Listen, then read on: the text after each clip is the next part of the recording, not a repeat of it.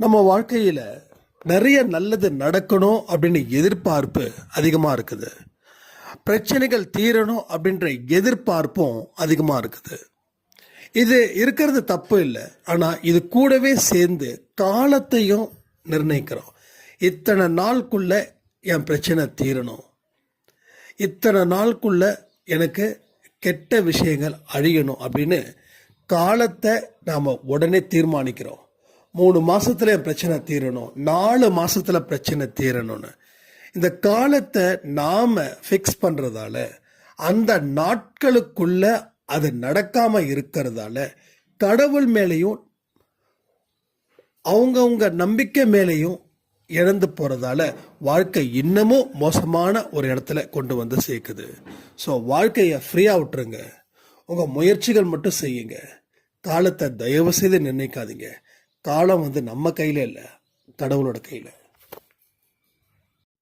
புத்தியா மனசா அப்படின்னு ஒரு விஷயங்கள் வரும்போது புத்திக்கு முதலிடம் கொடுங்க, மனசை பின்னுக்கு வைங்க.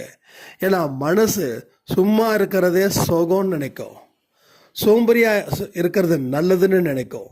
எந்த முயற்சியும் செய்ய விடாது. ஏன்னா நீ என்ன முயற்சி செஞ்சாலும் நீ தோத்துக்கிட்டு தானே இருக்க. அதனால எதுக்கு இந்த வேலை உனக்கு அப்படின்னு அது ரொம்ப தீவிரமாக இருக்கும். அப்போ புத்தி சொல்றதை கேட்டீங்கன்னா தெளிவாக இருக்கும், நல்ல புரிதல் கிடைக்கும். முயற்சிகள் செய்வோம். எந்தெந்த வழிகள் இருக்குதுன்னு அந்த புத்தி சொல்லி கொடுக்கும். அந்தந்த வழிகளில் நம்ம முயற்சிகள் செய்வோம், அனுபவத்தை பெறுவோம், வெற்றியையும் அடைவோம். ஸோ புத்தியா மனசானா சூஸ் பண்ண வேண்டியது இனிமே புத்தியா வச்சிருக்கோங்க. மனசை பின்னுக்கு தள்ளுங்க. அதுக்கப்புறம் மனசு புத்திக்கு ஹெல்ப் பண்ணும். அப்போ ரெண்டுமே சேர்ந்துச்சுன்னா உங்க வாழ்க்கையில வெற்றிகள் தான். கஷ்டமும் அவமானமும் இருக்கிற இடத்துல தான் வெற்றி அப்படின்ற ஒரு புதையல் ஒழிஞ்சுக்கிட்டு இருக்குது, மறைஞ்சுக்கிட்டு இருக்குது.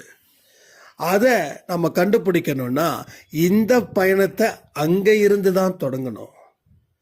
இந்த பயணத்தை தொடங்க முடியாது அப்படின்னா உங்களுக்கு வெற்றி அப்படின்ற புதையல் உங்க கைக்கு சேராமலே போயிடும்.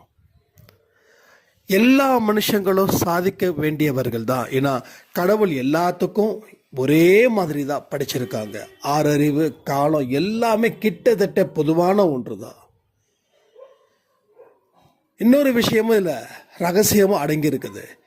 எந்த மனிதன் ஆரம்பத்தில் பல கஷ்டப்பட்டு துன்பப்பட்டு அவமானப்பட்டு நிற்கிறானோ அவன்தான் கடைசியில் வெற்றி அப்படின்ற கோப்பைய கையில் ஏந்தி நிற்கிறான்றத மறக்காதீங்க. அடிக்கடி ஒரு விஷயத்தை புரிஞ்சுக்கோங்க. உலகத்தில் உங்களை விட சிறந்தவன் யாருமே இல்லை, உங்களை விட நல்லவன் யாருமே இல்லை, உங்களை விட இரக்கமானவன் யாருமே இல்லை, உங்களை விட கருணையானவன் யாருமே இல்லை. இந்த விஷயத்தை அடிக்கடி உங்க ஆழ் மனதில் பதிய வச்சிட்டீங்க அப்படின்னா நீங்க என்னெல்லாம் சொன்னீங்களோ அது எல்லாமே உங்க வாழ்க்கையில சேரும்.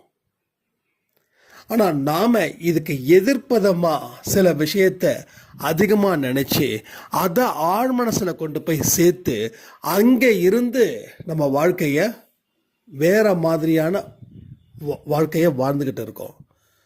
ஸோ நினைச்ச வாழ்க்கைய வாழ்றவங்கன்றது சிலர், ஆனா நினைச்சு கூட பார்க்க முடியாத வாழ்க்கைய வாழ்றவங்க பலர். இதுக்கு காரணம் இந்த பதிவுகள் தான். இந்த பதிவை நம்ம மாற்றுவோம். எதையுமே பதட்டப்படாதீங்க, எல்லாமே நமக்கு நிறைய இருக்கு. எந்த விஷயமும் வாழ்க்கையில ஒரு உறுதியான நிலையில வச்சிருந்தீங்கன்னா அதுல பயணங்கள் மேற்கொள்வதிலையும் நம்ம உறுதியா இருக்கணும். எது வந்தாலும் கலங்கக்கூடாது, எந்த கஷ்டங்கள் வந்தாலும் நின்றுடக்கூடாது. ஒரு கஷ்டமும் வாழ்க்கையில் ஒரு படிக்கட்டு மாதிரி.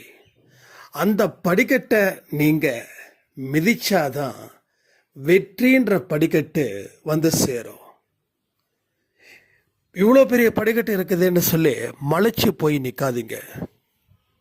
இவ்வளோதானா இருக்குது, எனக்கு இவ்வளோதானா இருக்குது அப்படின்ற மாதிரி உங்க மனசுல அந்த நம்பிக்கையை வைங்க. ஸோ எல்லாமே சரியா இருக்கும். உங்க வீட்டில் நடக்கிற பிரச்சனைக்கு முற்றுப்புள்ளி வைக்கணும் அப்படின்னா விவாதம் வளர்ப்பதை தடுக்கணும். இங்க நான் தான் பெரிய ஆளு, நான் சொல்றத தான் நீ கேட்கணும், இந்த மனநிலையில இருக்கிறதால தான் குடும்பத்துல நிம்மதி அப்படின்றது இல்லாம போகுது. ஒரு மனுஷனும் நாட்டாமையா இருந்தா எவ்வளோ பெரிய ஒரு கஷ்டம் ஒரு கலகம் வருமோ அது போல தான் ஒவ்வொரு குடும்பத்திலையும் இன்னைக்கு சந்தோஷம் நிம்மதி அப்படின்றது என்ன விலை, அது இருக்குதா, அது எப்படி இருக்கும் அப்படின்னு நினைக்கிற அளவுக்கு இந்த விஷயங்கள் எங்கேயோ போயிடுச்சு. ஸோ விட்டு கொடுப்பவர்கள் கெட்டு போவதில்லை. இது ரொம்ப பிடிச்ச ஒரு வார்த்தை, ரொம்ப அருமையானது, அற்புதமானது, வெற்றிக்கு வழிவகுக்கக்கூடிய வார்த்தைகள். இதை புரிஞ்சுக்கோங்க. கதவுகள் திறந்தே வைக்கப்பட்டுள்ளது. கடவுள் காத்துக்கிட்டு இருக்காரு, எப்போ நீ என்னுடைய வாசலுக்கு வந்து என்னை பார்க்க வருவேன்னு. ஆனா நாம அவருடைய வழியில போகாம அவருடைய இடத்துக்கு வந்து நிற்காம நம்ம வேற திசையில பயணங்களை மேற்கொள்றோம். அது மூலமா வரக்கூடிய கஷ்டத்தையும் பாவத்தையும் நாம அனுபவிச்சுட்டு இருக்கோம். எல்லாம் தெரிஞ்சதுக்கு அப்புறம்தான் ஞானம் பிறக்குது. அதுக்கு அப்புறமா கடவுளை தெரிஞ்சுக்க முயற்சி பண்றோம். அதுக்குள்ள ஆயுசு நாட்கள் போயிடுது. இப்போவாவது நம்ம கொஞ்சம் மாறலாமே. இருக்கிற காலத்தை சரியான முறையில் பயன்படுத்தி வெற்றி பெறுவதில் என்ன தயக்கம் இருக்குது சொல்லுங்க. எதிர்மறை எண்ணங்கள் எந்த அளவுக்கு அதிகமாக இருக்குதோ அந்த அளவுக்கு நமக்கு நடக்க வேண்டிய நல்ல விஷயங்களும் தள்ளி போய்கிட்டே இருக்கும். ஒரு மனுஷன் எல்லா விஷயத்துக்கும் பயந்தான் அப்படின்னா அவன் மனது மிகப்பெரிய குழப்பத்திலையும் ஒரு பதட்டத்திலையும் அமைதி இல்லாத சூழ்நிலையிலும் இருக்குது. இந்த மாதிரியான சூழ்நிலைகள் வரும்போது ஒரு மனுஷன் ஈஸியா தோக்குறான். வெற்றி ஏன் எளிதில் கிடைக்கல, தோல்வி ஏன் எளிதில் கிடைக்குதுன்னா அதுக்கு காரணகர்த்தாவே இந்த மாதிரியான விஷயங்களால மட்டுமே. இந்த நாளை சாயப்பா நமக்கு கொடுத்திருக்காருன்னு சொல்லி அவருக்கு நன்றி சொல்லுங்க. இந்த நாட்களில் கூட உங்க கர்மாவை அழிக்கப்படுவதற்கான தொடக்கமாக கூட இந்த நாள் இருக்கலாம். இந்த நாள்ல இருந்து நல்ல சந்தோஷமான செய்திகள் வருவதற்கு கூட இந்த நாள் தயாராக இருக்கலாம்.